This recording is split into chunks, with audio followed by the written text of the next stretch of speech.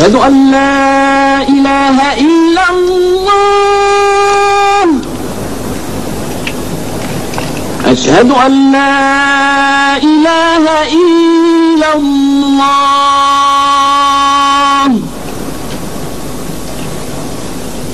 أشهد أن وجاء نصر الله والفتح، وخشعت مكة تنتظر قصاص العادل، لكن نبي الرحمة قال لهم: اذهبوا فأنتم الطلقاء. وتدين مكة بالإسلام دينا يأمر بالعدل والإحسان وينهى عن الفحشاء والمنكر والبغي. ورأى النبي وقد أدى الأمانة وبلغ الرسالة أنه عن قريب ملاق ربه. وفي يوم الحج الأكبر آخر ذي القعدة من السنة 10 للهجرة، يمم النبي جبل عرفات ونادى في الناس ليسمعوا خطبة البلاغ في حجة الوداع: أيها الناس، اسمعوا قولي، فإني لا أدري لعلي لا ألقاكم بعد عامي هذا بهذا الموقف أبدا. أيها الناس، إن دماءكم وأموالكم عليكم حرام إلى أن تلقوا ربكم، كحرمة يومكم هذا وكحرمة شهركم هذا. وإنكم ستلقون ربكم فيسألكم عن أعمالكم، وقد بلغت. فمن كانت عنده أمانة فليؤدها إلى من ائتمنه عليها، وإن كل ربا موضوع، ولكن لكم رؤوس أموالكم، لا تظلمون ولا تظلمون. اعقلوا أيها الناس قولي، فإني قد بلغت، وقد تركت فيكم ما إن اعتصمتم به فلن تضلوا أبدا: كتاب الله وسنة رسوله. أيها الناس، اسمعوا قولي واعقلوه.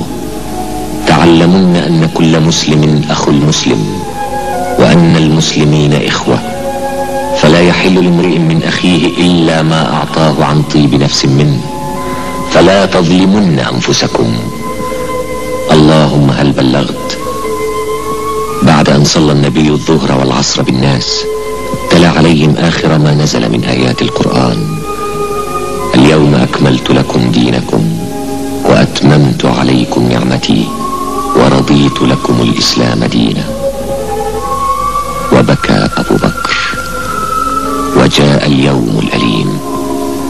كان النبي قد بلغ 63 من عمره الجليل، وفي يوم الاثنين من ربيع الأول للسنة 13 من الهجرة اختار محمد خاتم النبيين لقاء ربه، ورجت المدينة رجا. لا أحد يصدق أن الذي يصلي عليه الله وملائكة السماء يضمه قبر في هذه الأرض، لكن محمدا قد مات. هكذا يقول أبو بكر للناس من مسجد رسول الله: أيها الناس، من كان يعبد محمدا فإن محمدا قد مات، ومن كان يعبد الله فإن الله حي لا يموت. وسجي الجسد الشريف حتى دفن مكان موته من مسجده بالمدينة. أما الروح فباقية بقاء الرسالة التي لا تموت. الله أكبر. في نورها يواصل أصحاب محمد والتابعون دعوة الناس كافة إلى كلمة سواء: ألا نعبد إلا الله، ولا نشرك به شيئا، ولا يتخذ بعضنا بعضا أربابا من دون الله. الله أكبر. المسلمون الذين بدأوا فئة قليلة يتكاثرون، والرجل الذي بدأ وحيدا صار أمة، والأمة تجمع كل الناس على كلمة الله.